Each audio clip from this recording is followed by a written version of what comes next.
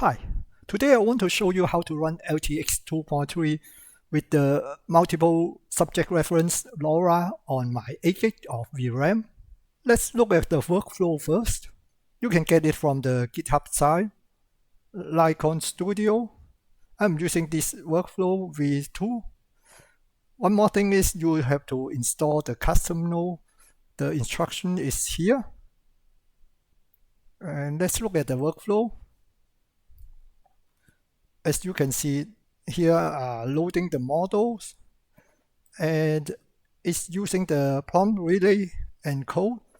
I've done a video for prompt relay. You can check out that video for more information about the models. Okay, let's have a look at my modified version of the workflow.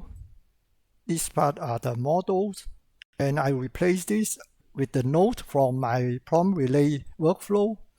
As you can see, I'm using this still 1.1 Q5 GGUF for my 8GB of VRAM. And the important thing is you need to download the LoRA. This is the one I'm using, the MSR V1. I also have replaced the prompt relay encode using the timeline. How this works, you can check out my previous video. You can set a global prompt here, and you can specify many prompts based on the timeline here. If you have installed the custom node, then you should have this node available. This will allow you to add reference images. You can get maximum 4 and 1 background image. This is required. You need at least a background image. The advantage of using reference image in prompt relay is you don't need to have all the character visible in the first frame.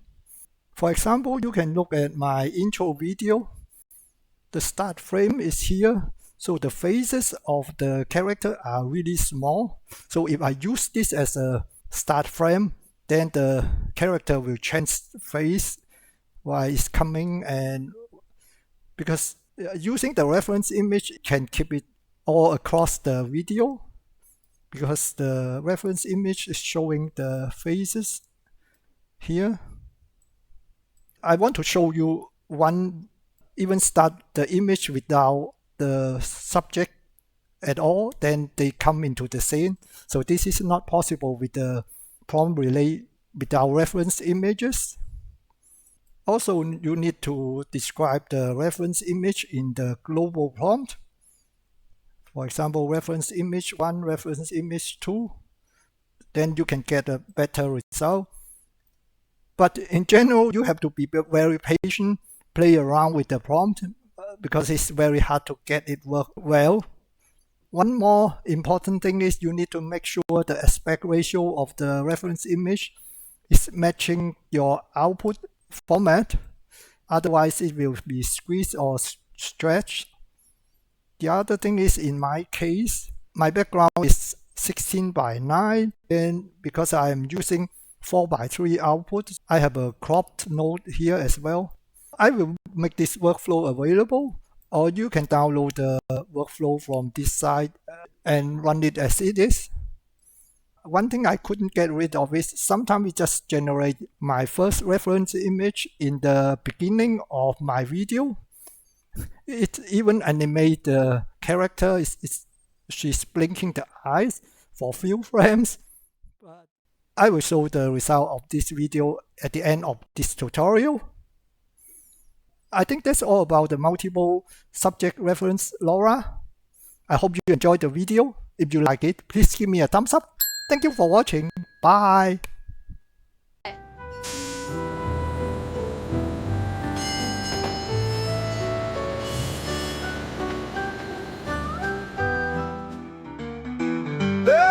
There are more videos to watch, or you can subscribe and we'll never miss a future video.